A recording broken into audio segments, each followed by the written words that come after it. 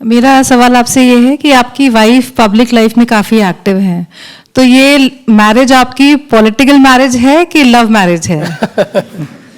मेरी marriage arranged with love है, ये अरेंज मैरिज है। लेकिन मेरी जब शादी हुई तो मतलब जिस समय मैंने ये तय किया तो मैंने अमृता का फ़ोटो देखा, मैरिज ब्यूरो से 3-4 फ़ोटो मेरी माँ ने लाई थी, फ़ोटो देखा, उसका नंबर लिया, सीधा उसको फ़ोन किया, मिलने बुलाया।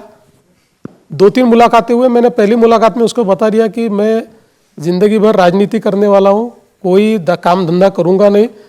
और पहले इसमें बताया, वो बैंक में उस समय भी काम करती थी। मैंने कहा देख, तेरा पैसा तेरा, मेरा पैसा मेरा, मैं तेरे को दूंगा भी नहीं और तुझसे लूँगा भी नहीं। तो अपने लाइफ कर, मैं अपनी लाइफ चलाऊँगा। तो दोनों का हमारा एग्रीमेंट हुआ 3-4 मुलाकातों में। फिर एक दिन हम लोग लॉन्ग ड्राइव पर गए और उस दिन हमने तय किया कि आप शादी करेंगे। और फिर सीधा उसके घर गए, उसके माता पिता को मिले, फिर मेरे घर गए, मेरी माँ को मिले और हमने शादी कर ली।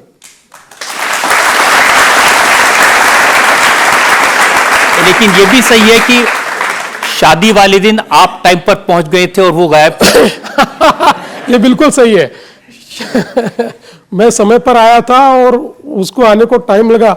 और ऐसा हुआ कि उसके पिताजी ने फोन करके बताया कि इसको और थोड़ा टाइम लग रहा है, तो आप बारातियों को नाचने लगाओ। तो बेचारे हमारे बाराती नाचते नाचते थक गए, तब जाकर वो पहुंची। लेकिन वो राजनीति में नहीं है, लेकिन राजनीति पर कमेंट जरूर करती रहती हैं। मैं देखा कि उद्धव ठाकरे से काफी उनकी तकरार चलती है। जब उद्धव मुख्यमंत्री थे तो उन्होंने एक ट्वीट किया जिस पर उन्होंने लिखा कि एक राजा कपटी था। देखिए, मैं अल्टीमेटली उसकी अपनी अलग पर्सनालिटी है, वो एक अलग व्यक्तित्व है और वो कुछ कमेंट्स करती है। लेकिन मेरा अपना मानना है, अगर आप पूछेंगे तो मैं उसको हमेशा कहता हूं कि आप क्यों राजनीतिक कमेंट करते हो, आप राजनीति में नहीं हो। क्योंकि राजनीतिक कमेंट करने के बाद जिस निचले दर्जे का ट्रोलिंग उसको सहन करना पड़ता है, और बहुत ही घटिया दर्जे पर आकर लोग जिस प्रकार के कमेंट करते हैं, जिस प्रकार से वार करते हैं, तो मैं उसको कहता हूं कि आप क्यों करते हो, मत करिए, ये आपको सहन करना पड़ता है। सुनती है और कभी कभी कर देती है। नहीं, लेकिन इंटरेस्टिंग कमेंट करते हैं। उन्होंने उद्धव जी को लिखा, ओ भोगी कुछ तो सीखो हमारे योगी से।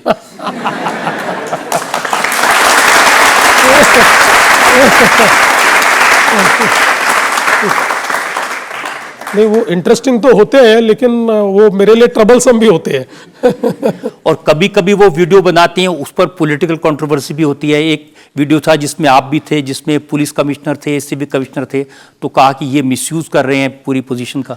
नहीं, वो एक्चुअली एक रिवर एंथम तैयार किया था, नदी को बचाने के लिए एक बड़ी कैंपेन हुई थी और उसका रिवर एंथम तैयार हुआ था। और उसमें ट्रोलिंग इसलिए हुआ, वो सब लोग थे इसलिए ट्रोलिंग नहीं हुआ। उसमें जिसने वो रिवर एंथम तैयार किया था, तो उसमें मूल रूप से हम सारे लोग एक साथ मिलकर और वो गा रहे थे एंथम, और कुछ इशारे हाथ वाथ कर रहे थे। अब वो कैमरामैन को क्या लगा मुझे पता नहीं, उसको लगा मैं ही हीरो हूँ, इसलिए उसने वो मेरा सेपरेट वीडियो उसमें डाला। और वो इतना फनी वीडियो है, मतलब आप मत दिखाना किसी को, मैं भी देखना नहीं चाहता हूँ। वो इतना फनी वीडियो बना, उस पर इतने मीम्स बने, मैं तो मतलब हैरान हो गया, इतने मीम्स उसके ऊपर बने। तब मेरे ध्यान में आया कि अपना काम नहीं है, अपन शांति के साथ बैठना चाहिए। तो काफी ट्रोलिंग उस समय हुआ था, ये बात सही है। सर, आपकी वाइफ सिंगर है, वो आपके लिए क्या गाती हैं? देखिए, हमारा तो पहले से तय एक दूसरे के लिए कुछ करना नहीं है, तो इसलिए हम लोग खुश है। लेकिन सिंगिंग उसका पैशन है, बट वो अभी भी, शी इज़ अ बैंकर, अभी भी बैंक में काम करती है। लेकिन सिंगिंग बहुत उसका पैशन है, वो अभी भी गाती है। भले ही गाना न गाए तब भी रियाज करती है। और मतलब बीच बीच में कोई एक आधा गाना तैयार करती है, गाना कंपोज भी करती है। तो मुझे लगता है कि वो पैशन है, इसलिए वो करती है उसको। कभी आप भी सुनाते हैं कुछ उनको? देखिए, आप भी शादीशुदा है। कोई अपनी वाइफ को सुना पाया है?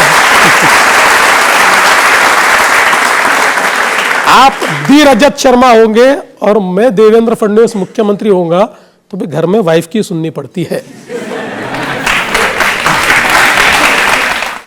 अब ये इल्जाम मेरा नहीं है, राहुल गांधी का है। और राहुल गांधी ये कह रहे हैं कि 2024 में महाराष्ट्र में चुनाव हुए ही नहीं। वो कह रहे हैं कि आपने पूरा चुनाव हाईजैक कर लिया, वोट चोरी करके आप मुख्यमंत्री बने।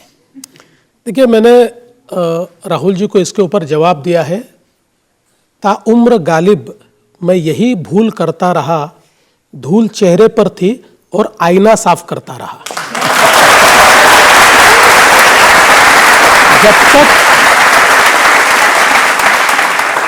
जब तक राहुल जी डिनायल मोड से बाहर नहीं आएंगे, जब तक वो ये नहीं समझेंगे कि राजनीति अर्थमेटिक नहीं है, राजनीति ये कोई डिजिटल गेम नहीं है, राजनीति ये कोई खेल नहीं है, ये बहुत ही लोगों से संपर्क रख के उनकी आशा आकांक्षा और अपेक्षाओं को मैनेज करने का काम है, उसके ऊपर खरा उतरने का काम है, तब तक उनकी यही हालत होती रहेगी। वो लगातार इसी प्रकार से आरोप लगाते रहेंगे। लेकिन मैं एक बहुत गहरी बात कहना चाहता हूं यहां पर, मैं इसके लिए राहुल जी को दोषी नहीं मानता। देखिए, जिस प्रकार के अल्ट्रा लेफ्टिस्ट लोगों से वो घिरे हुए हैं, ये सारे अल्ट्रा लेफ्टिस्ट लोग, इनकी आइडियोलॉजी क्या है? इनकी आइडियोलॉजी अराजकता की आइडियोलॉजी है, एनार्की की आइडियोलॉजी है। ये सारे लोग हाथ में तो संविधान लेते हैं, लेकिन लगातार भारत के संविधान ने तैयार की हुई जो संस्थाएं हैं, उन संस्थाओं को किस प्रकार से अपमानित करे, उन संस्थाओं के ऊपर से लोगों का विश्वास कैसे उठाए, भारत के लोकतंत्र में लोगों का विश्वास कैसे कम हो, ये लगातार प्रयास करते हैं। और ऐसे लोगों के माउथपीस अगर आज कोई होंगे तो वो राहुल गांधी है, इसलिए इस प्रकार की बात करते हैं।